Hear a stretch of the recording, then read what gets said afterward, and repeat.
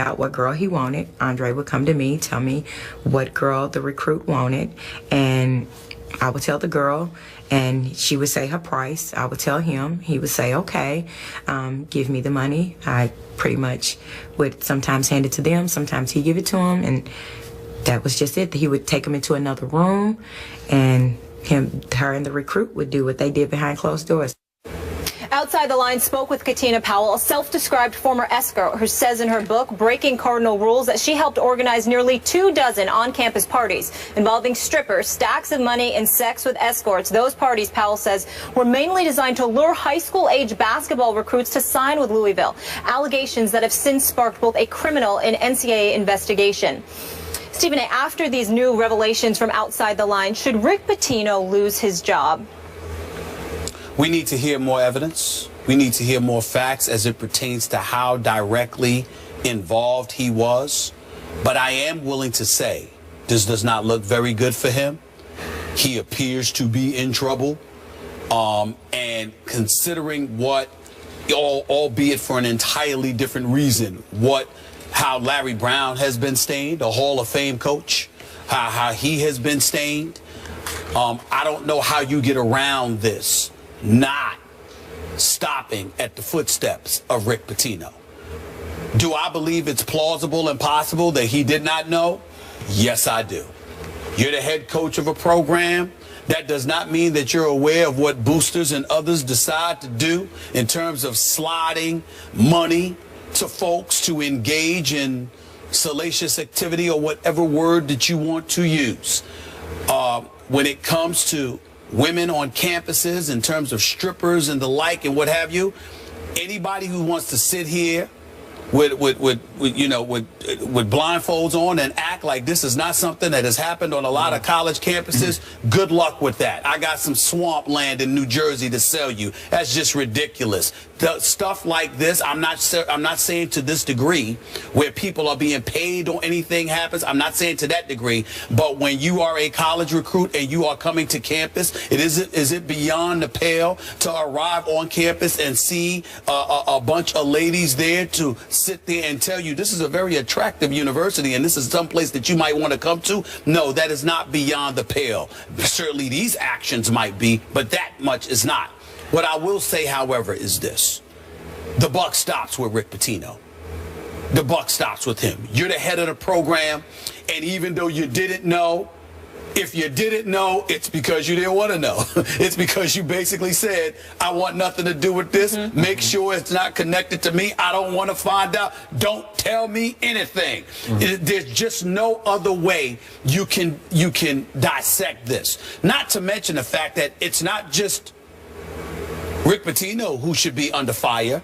It's Tom Jurich, the athletic director, the second highest paid athletic director in the nation behind your guy, David Williams at Vanderbilt, according to some story I read this past June. I think David Williams at Vanderbilt is paid over $3 million, and Tom Jurich is at $1.41 million annually, which is the second highest paid for an athletic director. But the reason I bring his name up is because, from my understanding, I think it's the athletic department that's in charge of policing the dorms. The dorms are allegedly where some of this activity took place. Yep. So how is it that it takes place there, but Rick Pitino gets to say, I don't know anything, and the athletic department doesn't even get questioned in the court of public opinion? Yep. I think that that's just surreal. I don't think that's reality.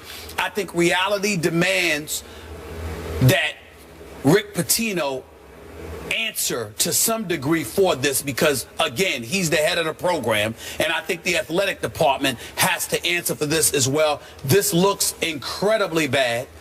There's no way around it, and I don't think there's any way that Rick Pitino can be absolved. I think the best that Rick Pitino can say is that I didn't know anything, but he clearly should have known everything. And the fact that he doesn't know anything, or he swears he doesn't know anything, is almost equally as incriminating because it is your program. Okay, so you finally arrived at that conclusion. He should have known. Absolutely. I ain't no finally arrived. No question he should have. I'm so with you on that. That's right.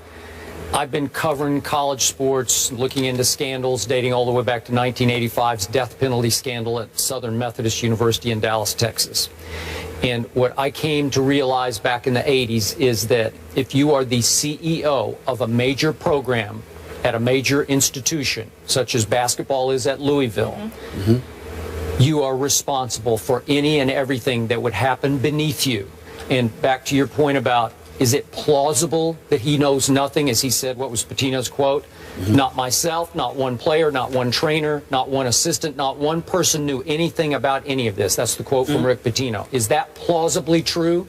It's plausibly true, but if I use the word, is it probable that he knew nothing about this, you would say, no, it's not. Right. You would say, yes, he knew something about it, to the point of your scenario about him saying, just don't tell me. Well, if you say, don't tell me, you know something is going on or about to go on.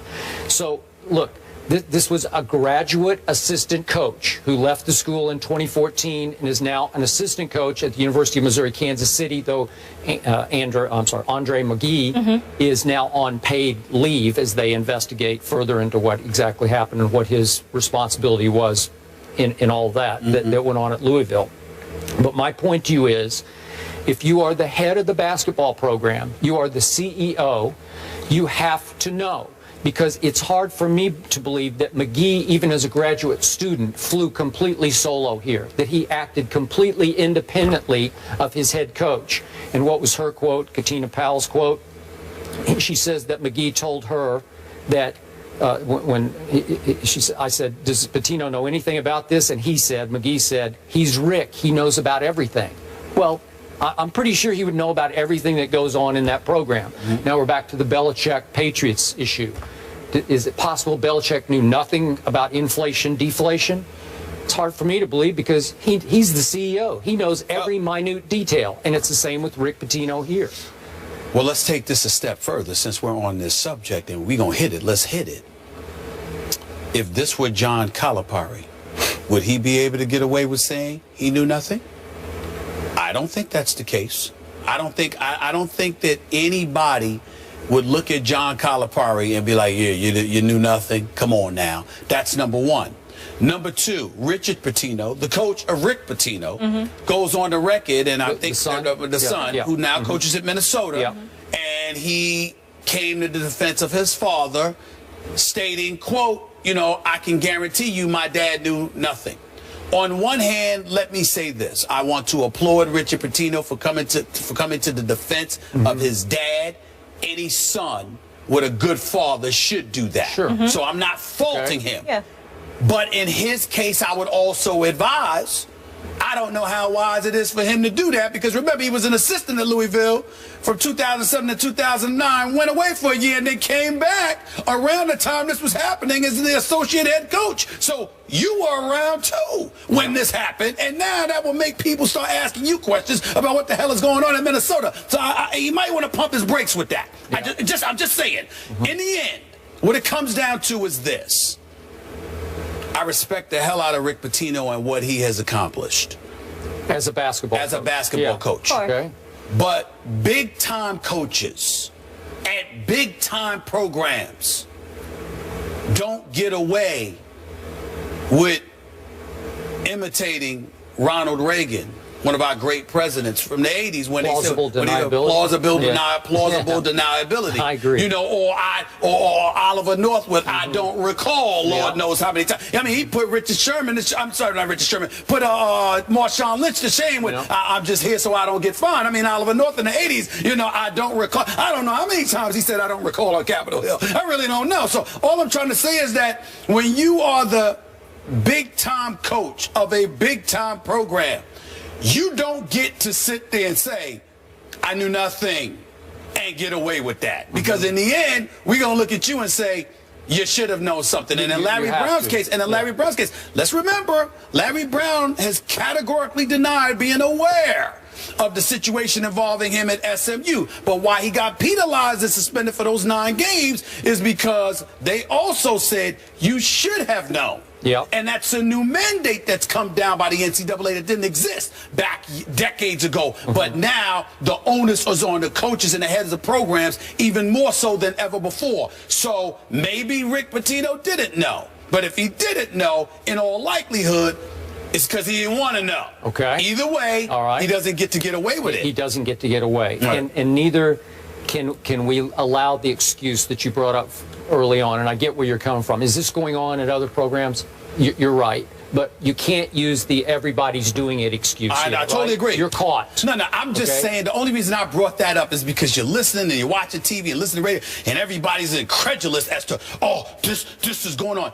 They're young men, teenagers coming to a college program. Now, you don't have to go this far, but you can roll on a college campus, and when you're greeted lots of times, there's a beautiful woman there waiting, to greet you. Even if they're there with the coaches and they're just saying hello, totally harmless. But it's to give the allure and the impression, this program, this campus is someplace you might like to be. All right. I've covered. I'm not asking. I'm not guessing. I'm telling you what I know. I've been a journalist for 22 years. I covered college sports for a decade. I am telling you, it happened. It happened all the time, and that was back in the 90s when the money wasn't what it is now. Okay, that's fine. I would give Pitino a little more of a break if this was said to have happened off campus, where it would be less controllable. But all of these parties took place in the dorm. In That's the a good dorm. point. Yeah. Okay? And in the dorm, if you're going to parade all the ladies into the dorm, aren't a lot of people going to take notice? And see, wow, a big party's going on here. So how do you think? Well, wait a minute. But then again, now we're talking about a multitude of people being complicit, because we're hearing about this because, this published, this escort queen or whatever, Katina Powell, published this self-described former escort. She's talking about this stuff, and they've got other witnesses that have come forward. But the fact is, this is years later. So clearly there's a whole bunch of people that were quiet about this, because like you said, how could they not see? And forget the coach. We talk about people in the dorm. We talk about people on campus. The final issue here is always follow the money. And she is estimating that McGee, the graduate assistant, paid her upwards of $10,000, and that the players then tipped X thousand dollars to the girls. So my point is, that's a lot of money. $10,000 per party. Per party, that's what I'm saying. Okay, so where did the money come from? And are you saying that Rick Pitino would have no idea about where the money came from either? Would he not have to oversee that somehow? That's just... Well, what I'm saying to you is that, again, when you're a big-time program, you've got boosters, you've got people that are quote-unquote friends of the program with deep pockets. No, I get where that. the money never gets traced to you. Okay. We all know this. But would the head coach have no idea this was going on? Well, like I said, it's possible that the coach had no idea that it was going on. But it's because he didn't want to know. Yeah, ignorance is bliss. So best guess at this moment, from what we know so far, maybe new details will and we'll continue emerge. to track it. Gut feeling, does he have to go? My gut feeling is yes, because I don't think this investigation is going anywhere. Plus, one of his boys, Billy Donovan, is now a head coach for a championship contender in Oklahoma City. Not that I could see Rick Pitino going somewhere to be an assistant. Maybe. But he'll always have a home. He's the kind of coach that's going to be taken care of. All right. I'm with you. We'll continue to monitor this story. And a Louisville Athletic Department spokesperson said neither athletic director Tom Jurich nor head coach Rick Pitino would have any comment because of the various investigations into the matter. ESPN.com reached out to Pitino again, who said he could not comment. It's important to note the OTL piece today offers no direct link that Pitino knew or approved what was going on. We'll have more First Take after the break. Stay here.